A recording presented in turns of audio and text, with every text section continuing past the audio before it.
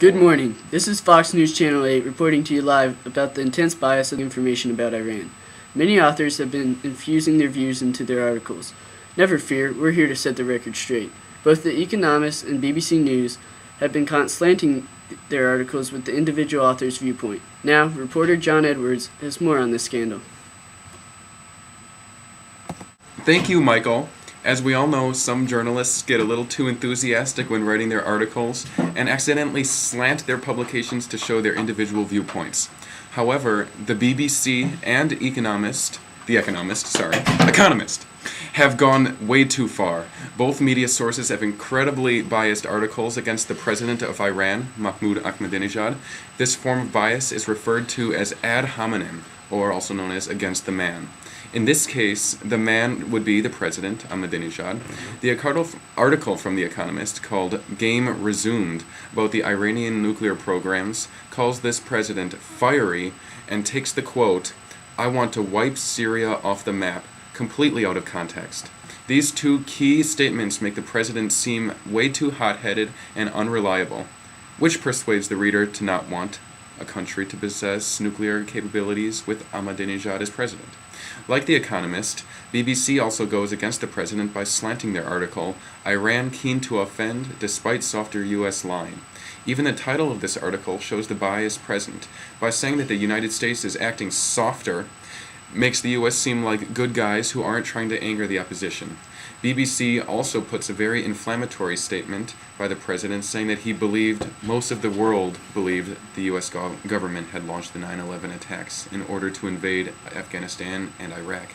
This was placed at the beginning of the article so that the reader would be so mad about this statement they couldn't focus as well on the rest of the article, which had very little information on the subject present. Back to you, Michael. I can't see. It's okay. Thanks, John. Another form of bias recently discovered is the bias of the past in the reporting of the nuclear development in Iran. Adam Smith has more.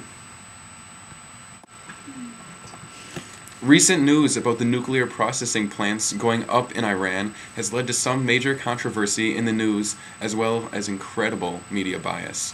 In the International Herald Tribune, an article tells us about how strongly Iran would defend itself if the United States of America gets mad about their nuclear endeavors. This article makes fun of the president for his ridiculous comments and how no one at the United Nations even takes him seriously anymore. This comment shows the bias that the author has against the president and his nuclear plans because of the volatile past of his country. An article, Iran Ready for Fair, talks on its nuclear program by BBC also shows similar bias. This article uses quotation marks around fair to make fun of the Iranians' idea about the correct way to go about nuclear programming. Neither of these articles would have dared to poke fun at their nuclear proposals if Iran didn't have the unsettling past that they do. Furthermore, Al Jazeera does not seem to show any bias towards or away from Iran on this topic. They report in plain view that the others are not so sure of their nuclear program and that the United Nations has stated that they would like inspectors to enter Iran. However, President Mahmoud Ahmadinejad has denied these claims and will not let inspectors into Iran. Back to you in the studio.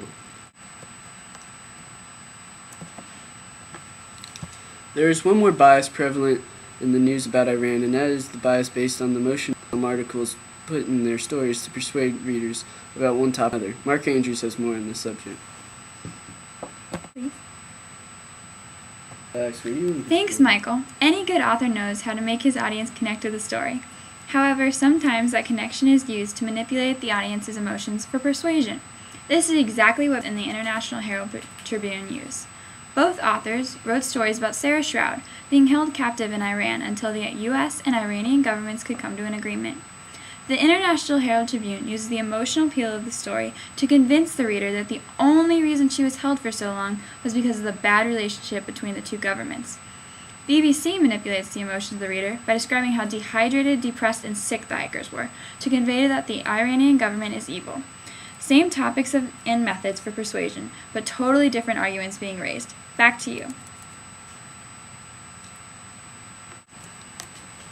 I hope you enjoyed this display of media bias, and please take into account the slant of articles when you read the next headline about Iran. I'm Michael Miller from Fox News Channel 8. Have a great night.